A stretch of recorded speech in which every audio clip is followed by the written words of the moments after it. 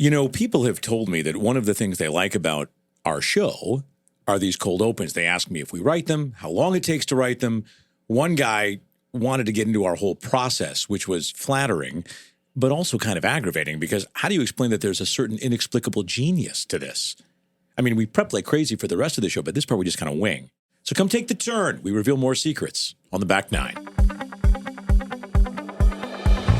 This is the Back Nine with Dennis Williams and Josh Mora.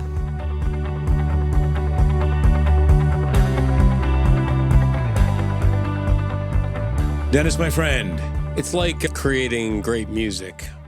Yeah, it is. It's mathematical. Yeah, the cold opens actually, I don't know. It just strikes you. I dig into the cold opens. I like them. They're a little work for me. I enjoy it, but well, that does explain yet another difference. I mean, that was just totally that's top right. of the head. You just have it's the English major in you. We've talked about it before. Yeah. Well, I studied all the liberal arts. I studied English. I did a little political science, some theater, you did some theater, some music. Did you do any music at Hamilton? I did musical theater.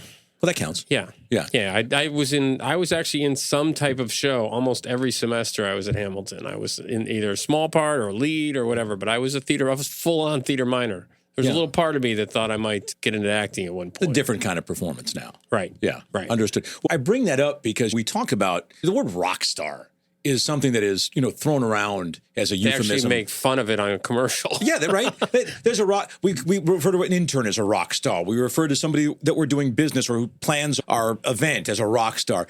But today we are actually bringing a bona fide rock star onto the Back Nine for the first time. He is a good friend of mine, the lead singer for the band Trivium, and so much more than that.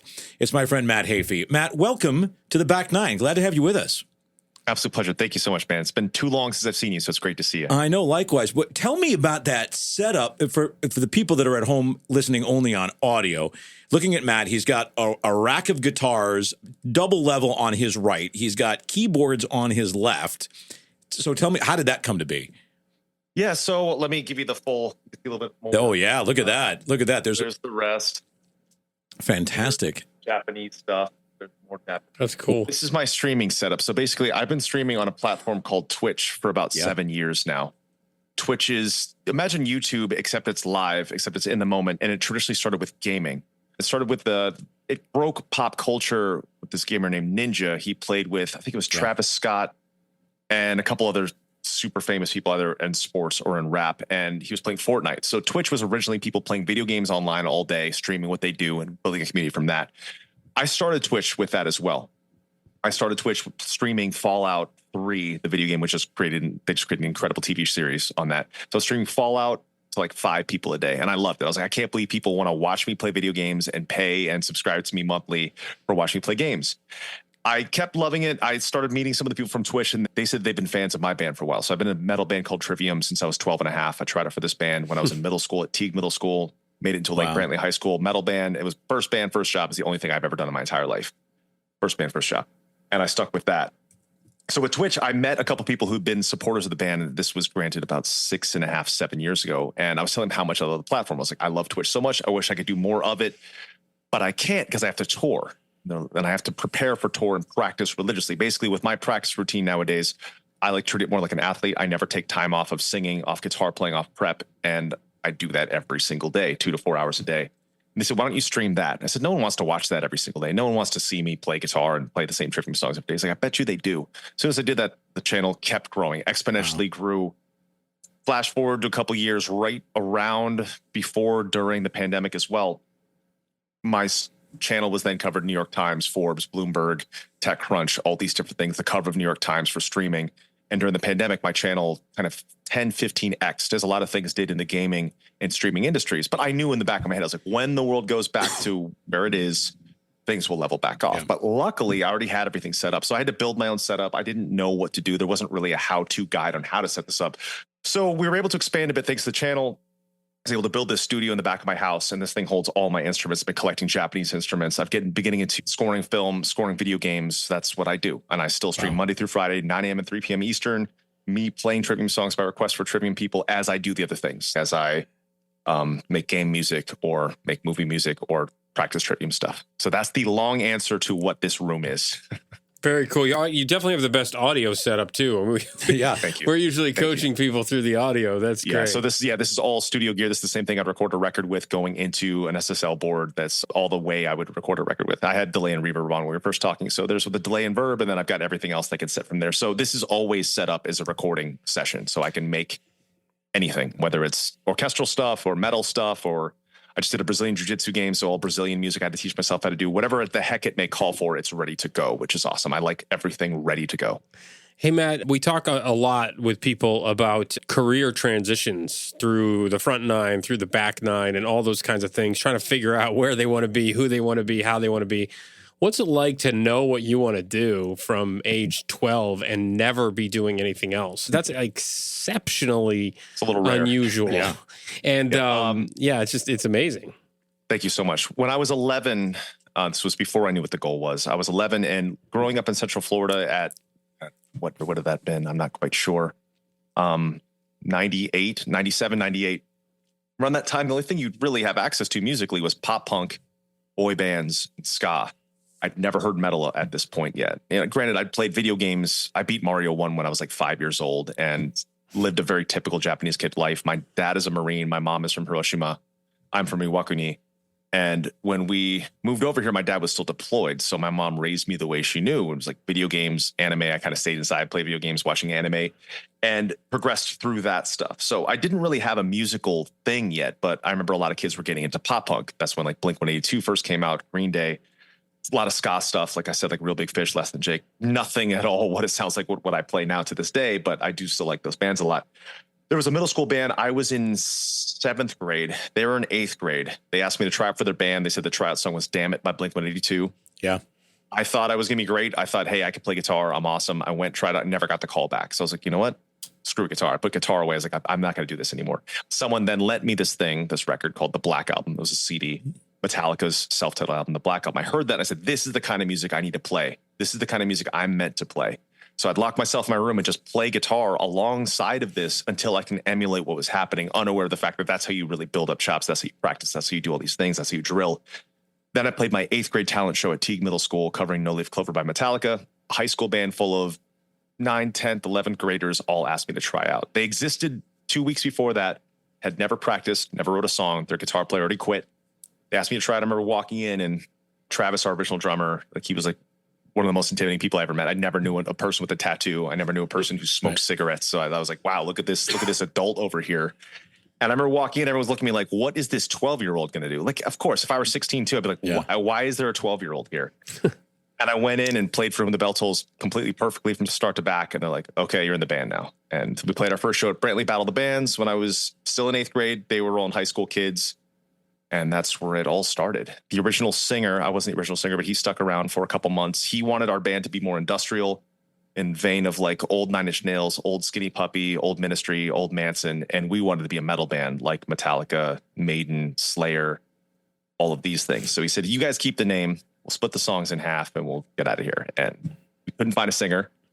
Travis was bigger and scarier than me at the time. He said, you're going to sing. It's like, I can't sing. He's like, you're going to sing. So I became the singer of the band at 13 and a half-ish. Wow. And haven't looked back since. So that was the first band. My second job ever, 7 years ago, started playing Trivium songs on the internet. And so that's what I do. And since all of that, thanks to Trivium, thanks to the backbone of what Trivium has created, allowed Twitch to be there, which Twitch became incredibly successful. Like I mentioned with the accolades that we hit. From there is when I started going into other avenues, seeing where else I can take this. Like, my kid's book. I wrote a children's book, which is pretty awesome. The barbecue restaurant just created a vocal candy for singers there hasn't really ever been a vocal candy. So just all these side things I've always wanted to do. And then I never thought I'd be able to score film or score games. And that's been happening, which I'm really excited about. We'll be right back. Friends, I want to tell you about a really exciting company called Pete Learning. Pete is dedicated to helping organizations of all sizes optimize their training initiatives. They specialize in enabling the development of AI-powered courses, which can then be tailored for all kinds of corporate training needs. Pete Learning offers a suite of customizable and extremely cost-effective solutions that enable companies to deliver personalized workforce learning to their employees. Put simply, Pete is an indispensable partner for any evolving company. So visit Pete Learning at pete.com. That's PETE.com. If you need a benefit auctioneer for your next fundraising gala, hire Eric Goodman, who's broken fundraising records all over the country. Josh and I have known Eric for over 30 years, and he's one of the most passionate, energetic, and hardworking people we know. Eric's consulting strategies and successful fundraising techniques is why he raised $1 million in 10 minutes at a recent event. Visit yourfundraisingteam.com to see a video of his work, testimonials, and then book with Eric today so your nonprofit can have a record-breaking night. All right, back to the show. Well, and that's one of the reasons why I wanted to bring you on. You've got the children's book. You alluded to a barbecue restaurant, which you've just opened with another chef in Central Florida. It's called Boxer and Clover. I actually ate there a couple of weeks ago. It was terrific barbecue. And I'm not just saying that because you're our guest. And the reason why I wanted to bring you on is so many of our guests, the whole purpose of the back nine is to talk about the second nine, the back nine of life. You're on the front side of that. A lot of our guests have been older and given us advice. As you're entering this, you're starting into some of the transitions of doing something different beyond just playing the music or playing video games or even streaming from your at-home studio, which is somewhat in the similar vein of what you had been doing. How did you develop these other interests, the writing, the restaurateuring, and how did you start to put those into practice? Because I think that's something that a lot of people at this stage of life want to do, wish they could do, and don't start. I think it stems from a lot of things. It stems a bit from, I've always jokingly but accurately said, I'm half Japanese, half Marine. My dad's a Marine, so he raised me like he was raised in the Marine Corps, but my mom raised me like she did from Japan. So these two dichotomies are both incredibly regimented, both incredibly time-based. The Japanese side, while there's all the positives, is also incredibly self-deprecating on the self and very, very hard on the self to strive for perfection. So those two things absolutely, I would say we all have our things in life. I am one that has ADHD, OCD, incredible anxiety. I use those three things to my advantage. I don't say, wow, these are going to hold me back from everything, but instead I know the fact that my ADHD is going to pivot me around. But thankfully, due to the OCD, it's going to make me finish these tasks. The anxiety at times, like I like to pile on more things as this almost bandage effect for the anxiety, which sometimes if it's too much, it does the opposite. So those are some of the psyche elements of it. I have always had a lot of interest. I mean, I guess I've always had a lot of interest once I was in the midway part of my life. So I would say that through Trivium, before Trivium, all I knew was games and metal. And I know metal genres and subgenres and bands in metal history as if I were studying genuses of plants. It's something I know very, very well. I got into the same way I mentioned the Black Album, Metallica being my gateway into metal and music. My manager was always very into food, and he was at first our entertainment lawyer when I was about 15 and a half, and I'm still working with him to this day. I like very long-term relationships. And he started taking me to like cool restaurants, and he'd be like, oh, this place has the best sushi. This place has the best this and this, that. And I always thought that was really cool that he had this knowledge of these different places. And somehow I ended up winding up getting into Anthony Bourdain, and Anthony Bourdain basically became my Metallica of food. And reading his book, Kitchen Confidential, as graphic and intense as it was, I felt like you can easily swap out the word food for music at any given point. Like his upbringing, his childhood, the kind of like punk rock, sex, drugs, and rock and roll upbringing that he had, as not everyone needs to go through them, but I feel it is important sometimes for people to see what is and isn't for them. Reading this book, reading Kitchen Confidential, I was like, this is speaking to me. This is the life I'm living right at this moment. This is when I was kind of coming at the tail end of living in a van. Like we toured in a van and lived making negative money for years and years and years, sleeping in Walmart parking lots, taking sink showers in Waffle Houses or at truck stops or whatever it may be, as I believe all bands need to do to sort of grow their way into this. I started finding different loves. Like once our band was finally breaking even and making some money, we'd be like, okay, maybe we could buy ourselves lunch today versus eating this gas station food instead for our only meal today. I started saving up to eat these different things, these different places I'd go to. This is also a memory, takes me back to elementary school. I remember all the kids were talking about what they had for breakfast. Like, hey, Matt, what'd you have for breakfast? I was like, oh yeah, white rice and salmon, like every day, like all of you guys. I'm like, wait, what? Yeah. They're like, we don't do that. We have cereal or like Captain cereal. Crunch, right? Yeah, exactly. And I was like, oh, I didn't know that. So I started as a kid, at first I was a little embarrassed. And as I've talked to all my fellow like friends from different cultures, immigrant friends, they've always shared this same kind of story where their favorite thing, they'd bring it in, someone would be like, that smells weird. And then they'd be embarrassed by it. But afterwards, growing up a bit, I started going, this is really cool. I want to learn what other cultures' things are. I want to learn what other cultures, other than just what I've seen, is. And how can I learn about that? And that's through food.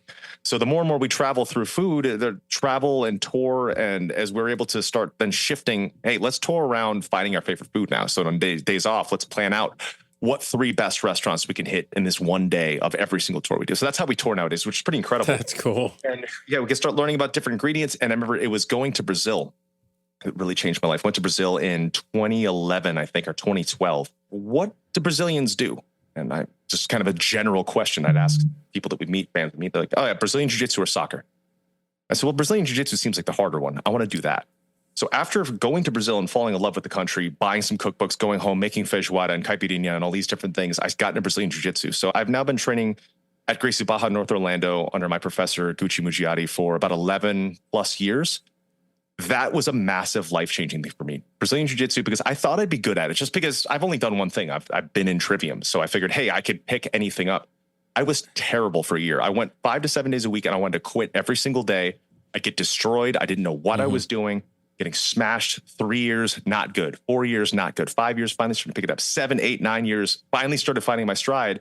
And now I was just telling my professor today, I'm more in love with the sport than I've ever been. So I took what I did from what I learned of the training of Brazilian Jiu-Jitsu, of learning something ground up, and reapplied it to what I've always done. Reapplied that to Trivium. That's why I spoke earlier on, I never take time off. You talk to most musicians, they'll be like, oh, when I'm about to go on tour, I'll get back in vocal shape. I don't ever want to do that. I blew my voice out, almost a career-ending blow in 2014. I had to cancel the rest of the tour, fly home, send our crew home with no pay for the rest of the tour. I went home, had to see vocal doctors. I had to unlearn absolutely everything. And what it determined was I had been singing and screaming incorrectly for my entire career. From basically 1999 to 2014, I had been doing it wrong and destroying my vocal cords the entire time.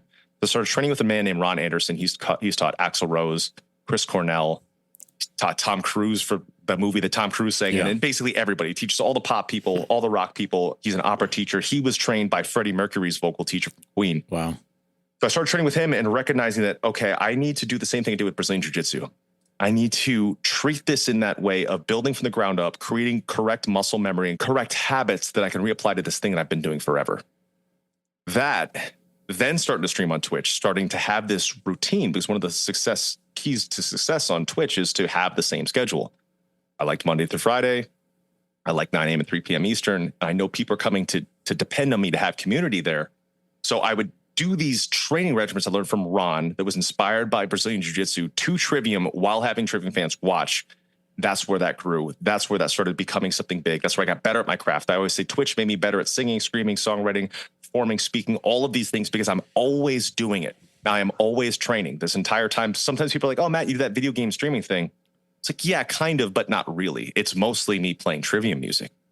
And so I would couple those 3 things. Trivium, Brazilian Jiu-Jitsu, and Twitch have fused into this nonstop practice regimen. And that's where I started saying, okay, I also like food and reading kids' books to our newborns. There's no cool stories on Japanese gods, goddesses, and monsters. And those are all the tattoos I have. They're all ancient Japanese pieces from the religion that my mom practices, which is Shintoism, which is something that's still very prevalent.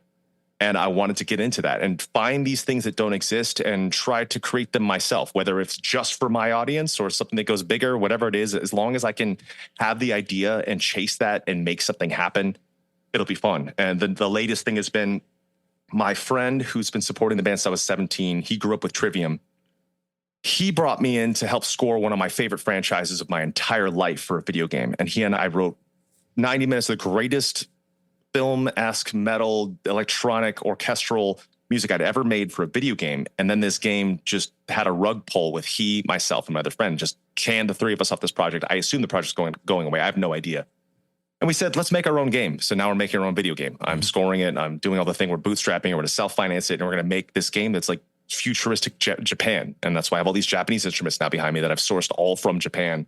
All these shamisen built from hundreds of years of shamisen builders. But that's the longest answer possible for your question. I've got one more for you, and that is, you seem to be someone who is, and correct me if I'm wrong, you've been in a world with older people, right? The kind of music you follow is, and I assume a lot of your fans What has that been like? Have you had to like aspire to a different level of maturity? Have you learned from older people your whole life? It just seems like you must, because you're so much younger than the genre of music. You just mentioned a whole bunch of history in the 90s when you were like, you I weren't don't even know what 10. it was yet. Well, Right, that's a great point that you bring up, because typically metal is kind of like older age. And when we first were blowing up, we were 18, 19 or so.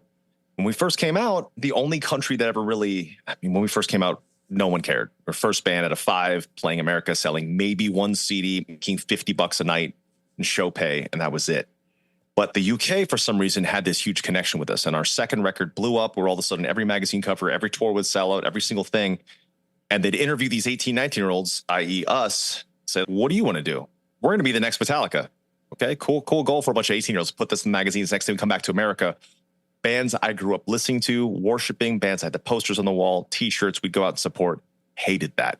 We're bullied by a lot of bands that we tour with, bullied by their fans. We're getting bottled in the face, having people meet me by our van to fight us because they didn't like the style of music we played, or they liked the style of music that we played, didn't like how I wore my hair. I had the swoopy hair and the eyeliner. So it was like a trial by fire from hell that we had to deal with. And I'm so thankful we went through all this, because we showed that we could stick around, showed that we meant it. But some of the coolest, greatest people we'd ever met are the ultimate heroes. Metallica, Iron Maiden, Judas Priest. I finally got to meet Rob Halford. We played a festival with him in Colombia.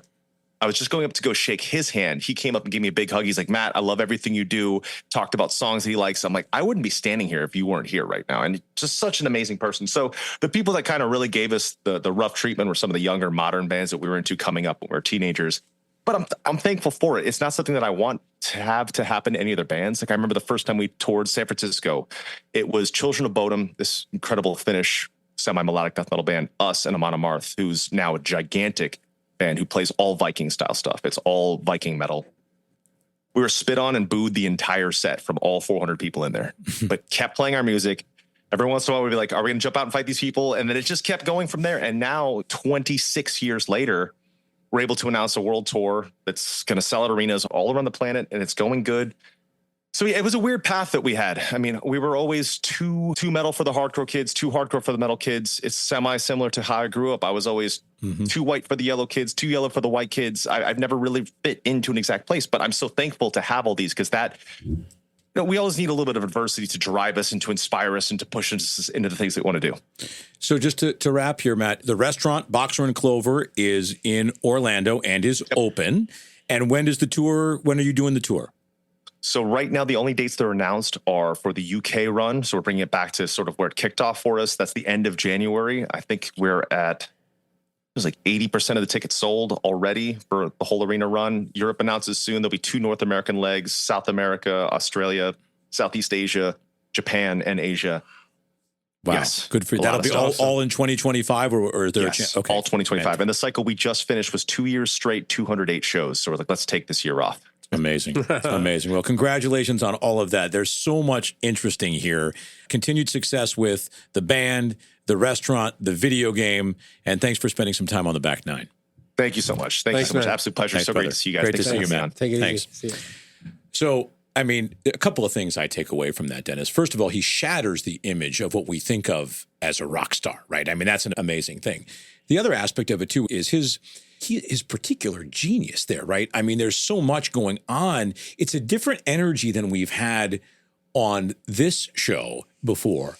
And yet I think it's still extremely relevant for the kinds of discussions that we can have when we talk about the Back Nine and how we get to pursuing other interests that have always been kind of lingering for us and being able to take those action steps. Well, yeah, absolutely. I think that's exactly right. I think the other thing is he clearly has taken, he clearly takes anything negative in his life and turns it into a positive. Yeah. Right. He every single thing that we got spit on, we got da-da-da-da.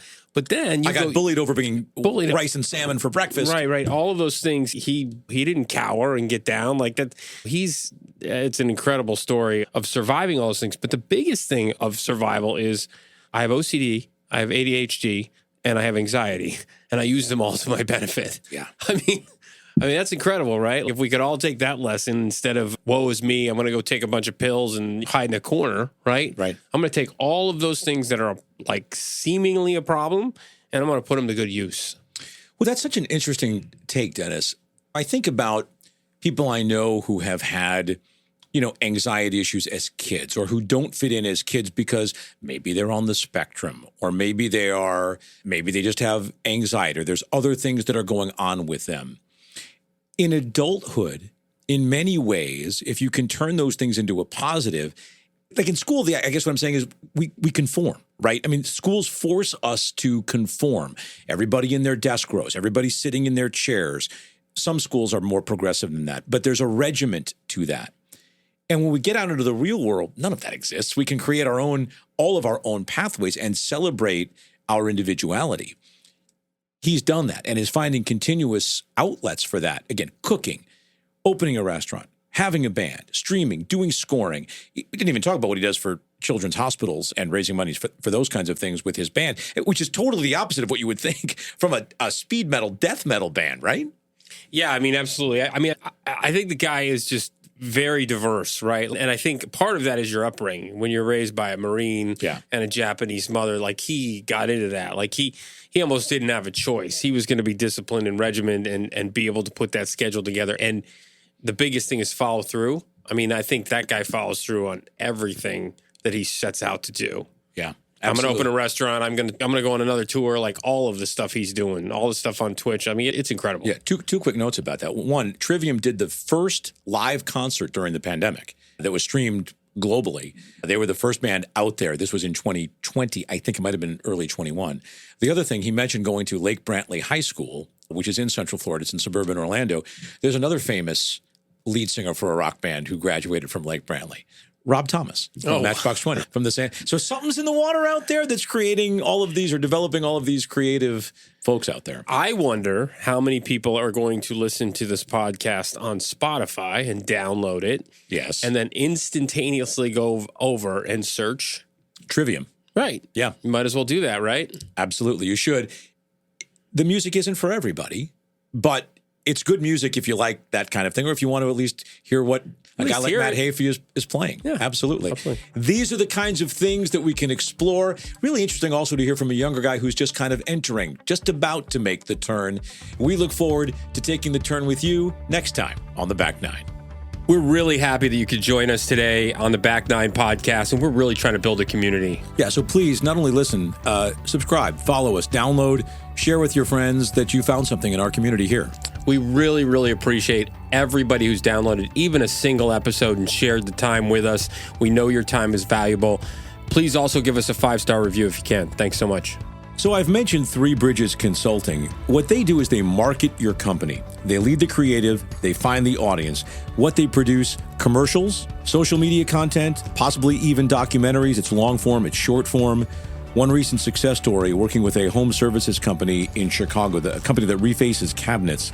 They launched a campaign in January. They had 5 times the revenue of their previous January and $1 million more in revenue than in any prior month after they launched this campaign. Once again, it's Three Bridges Consulting. The number 3, bridgesconsulting.co. The Back Nine is lovingly organized by Janine Stella and recorded at Pixelworks Studios in Delray Beach, Florida.